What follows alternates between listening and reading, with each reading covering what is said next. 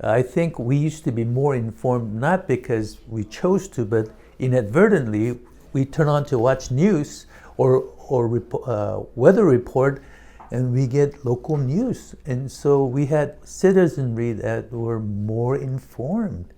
Now it's just not there because there's so much more out there for us to choose from, and usually we turn to YouTube or something online than your 5 o'clock news anymore. So people are kind of in the dark.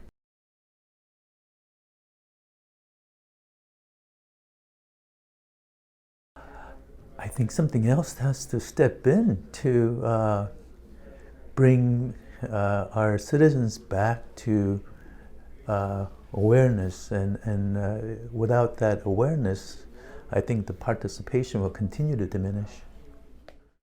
So this is a randomly selected group of folks, demographically representative of the city of Los Angeles, who are meeting for 26 hours in this case to work through recommendations related to the city charter and make recommendations to the Charter Commission and also City Council, and perhaps in the future be part of a longer-term process related to charter review.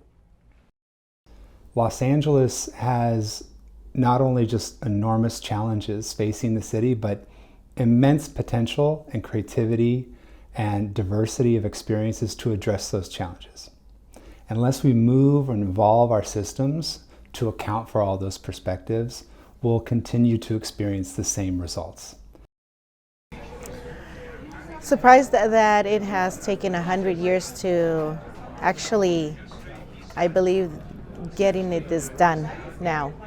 Finally passing it and moving forward with it instead of the other few times where it's been on the table and not passed for one reason or another.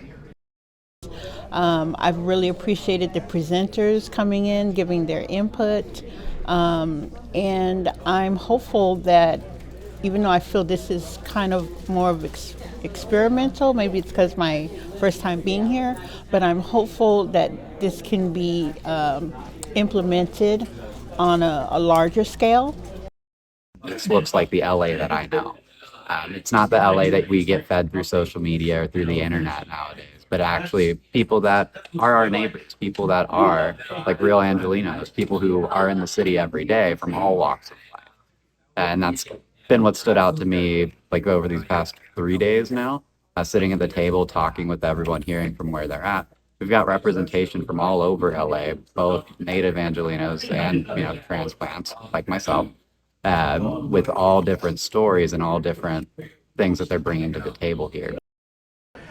So many of us just hang out with people who are like us, who work at the same jobs, have the same demographics, the same socioeconomics. And here I've had an opportunity to meet people that are from all over Los Angeles, people who formerly homeless, people who live in South Central, people who live in the Valley, people who live in Hollywood, so it's really great seeing this wide range of people who I wouldn't normally interact with in my day-to-day life, of different ages and races, that it's really great to see different people's perspectives. I mean, I think this is a great thing because people are actually sitting down and talking instead of just yelling at each other, or, and I know it's random and I know it's bipartisan, so I think it's been a very positive experience so far. People from each table got a chance to, if they felt like they were a minority at their table or they didn't feel comfortable speaking, there was a quiet room offered to make sure that their voice was heard better in a more respectful way, and still invited back to the major group to share their ideas. So I am young, I am 17 years old, but I've had a lot of work with the unhoused recently. So I started volunteering at a local shelter at 13, and I've started talking to people. And then recently, I'd say about 2 years ago, I noticed a gap where these people were not being represented properly, and they weren't able to voice their opinions, and no one was listening to their opinions. So when I heard about this process, I wanted to get involved, not just myself, but also try and become an advocate for the unhoused voice in this process. I was at breakfast at St. Joseph's homeless shelter because I'm homeless. Yeah, just standing in line for breakfast, and he was asking around, and that's how I signed up and got called in. It's really great as a citizen to be able to come in and get involved and learn some stuff about the way our city works. I didn't know much at all about city council before I came here, and I know a lot now. Yeah.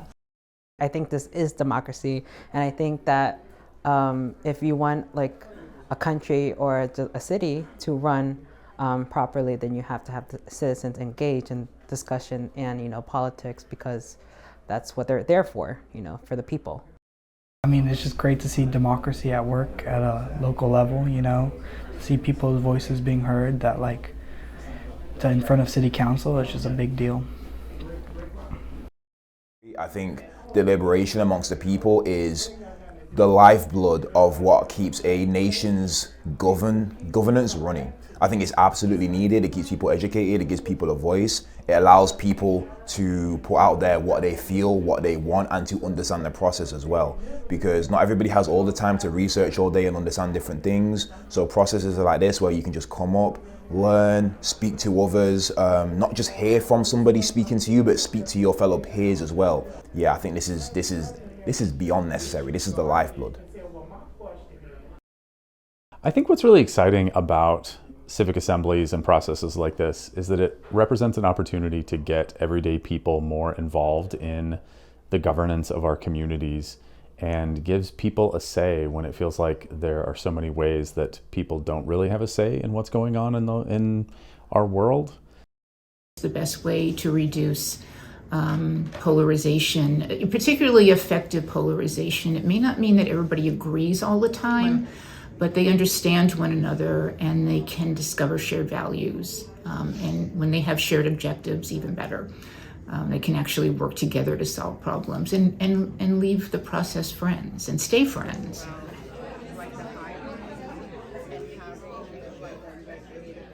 Clap once if you can hear me.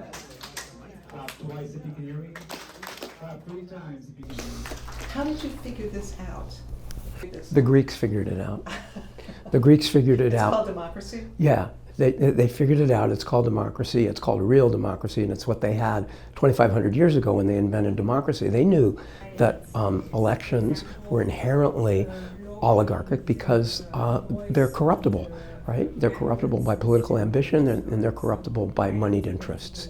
So they said, the Greeks said, that we need to do this by lot. That's the only way to do real democracy. And if you want democracy, it has to be done that way. And that's what we want to do. That's what we're showing the world, that this can be done, that this works. These assemblies are happening everywhere, all over the world. And they're solving problems.